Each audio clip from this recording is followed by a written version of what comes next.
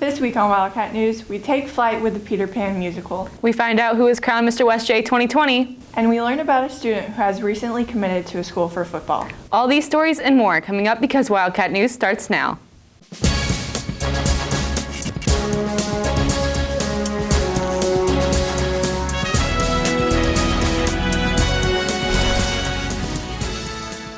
Good morning, West Johnston. I'm Miranda Bean. And I'm Allison Wade. Recently, the Fine Arts Department performed several showings of the musical Peter Pan. Allison Wade reports.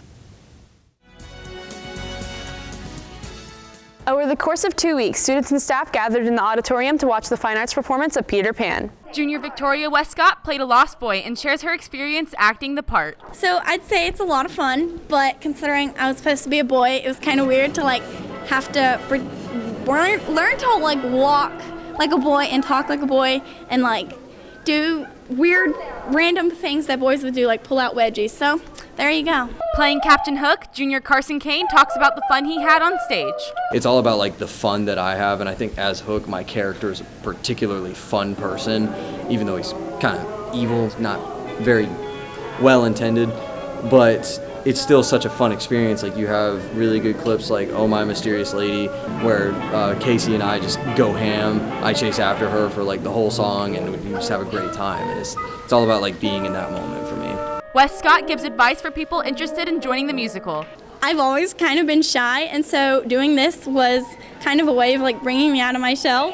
So I'd say just go out there and pretend that all those people aren't there or that they're not judging you, because honestly there's a million other people on stage that they could be looking at or critiquing, and most likely they're just enjoying it and not worrying about your hair's in the wrong place or something. Kane shares the hardships he faced. We'd have 6-hour-long rehearsals, and we had to cope with that by doing all of our homework ahead of time. We had to make sure we were getting as much sleep as we possibly could. I drank way more tea than I thought was humanly possible to make sure my voice stayed intact. It was just, I personally didn't find too much hardship in my actual role as an actor and as a singer.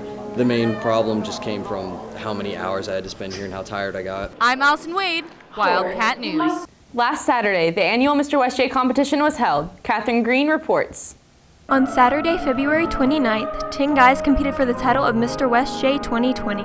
Senior Nick Wilcox explains the process of being nominated for Mr. West J. It's just luck, really. There's different categories, and your friends and peers just have to vote you in, and you get in or you go. So. Junior Kenny Dowdy was crowned Mr. West J 2020 and shares his experience. I brought money to the wrestling team, so I feel like we're gonna be less poor than we already are. But besides that, I brought a smile to my sister's face. I got this crown that doesn't fit my head. I got free food, and so that's pretty good. Wilcox expresses his feelings about being in the top 5. We were all a little nervous, but I think it was just more excitement just to see who did it, but proud of everyone that worked and performed in the show.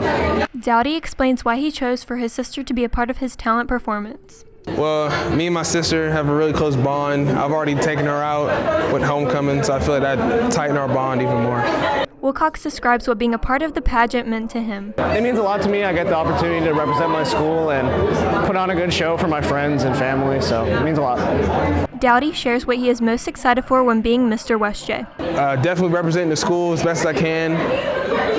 Not reading to kids, I stutter badly. Being at parades and just having fun.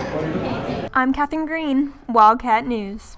Thanks, Catherine. Recently, the GSA held a unique club event. Anaya Cox reports. On Wednesday, February 12th, about 60 students joined the GSA for their Love is Love club meeting. They created blackout poetry and made friendship bracelets to bring the club members closer together. Junior Cassidy Van Ryn shares her first thoughts as she entered the club meeting. When I saw a bunch of different people, I was just kind of amazed at all the diversity that was there and how just different groups of people, no matter who you are, just came together to share laughs and whatnot. English 4 teacher Emily Scott describes the environment during the Love is Love meeting. It seemed like everybody was chatting with each other and everybody had a good time. There was no hateful feelings or awkward ooh, I don't want to talk to that student. It seemed like a really warm and welcoming environment. And that's the whole point of the clubs. We want the whole school to be like that. Just comfortable talking with each other. We always say you don't have to be gay to say hey. Ryan expresses what she gained from attending the club meeting. When you attend those kinds of meetings, you kind of like learn that we're all not so different after all. Like no matter like where you come from or what you believe, we're all just like connected in some sort of way. And you'll like meet new people and see new faces and make new friends, and it's just like a good way to be a part of your school. I'm Anaya Cox, Wildcat News. Thanks, Anaya. Maddie Avery learns more about a student athlete who has recently committed. On February 6th, senior Joseph Lucas announced his commitment to play football at North Carolina Wesleyan College when he graduates from high school. Lucas shares why he decided to make this commitment. When I went for the visit, I really liked the campus, and then when the coaches came to the school to talk to me, I really liked how they were coming off to me. Lucas explains how he was given the opportunity to play at North Carolina Wesleyan. Coach Harper brought recruiters to the school, and me and a few other guys from the team started talking to him. Lucas states why his commitment wasn't a difficult choice. Not really, actually, because after, like I said before, after the visit, I really fell in love with North Carolina Wesleyan. Lucas addresses how this opportunity has affected him. Keeps me from making bad choices and staying away from trouble, and just trying my best in everything I do. Working harder in certain areas of my schooling, like class and in weight training, and when I come to practice after school to work harder. I'm Maddie Avery, Wildcat News. Thanks, Maddie. Well, that's all for us this week. If you have any comments, questions, or story leads, email us at wjstudentmedia@gmail.com or send us a tweet at wjstudentmedia. And if you want to watch Wildcat News at home, on the go, or catch up on past episodes, go to wjstudentmedia.com or subscribe to our YouTube channel. I'm Allison Wade. And I'm Miranda Bean. Thanks for watching and have a great week.